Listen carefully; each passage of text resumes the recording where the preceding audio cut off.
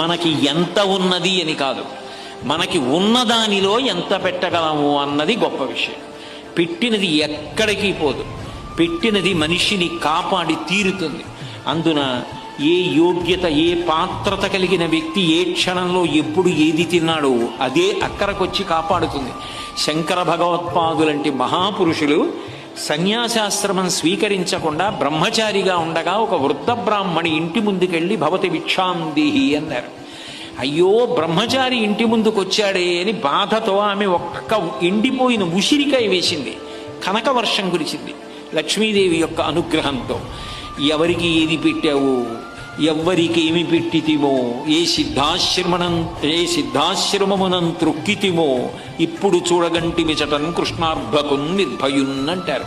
ఏ మహాత్ముడు పట్టెడన్న నీ చేత్తో పెట్టింది తిన్నాడో, ఏ మహాత్ముడు గుక్కెడు నీళ్లు తాగాడో,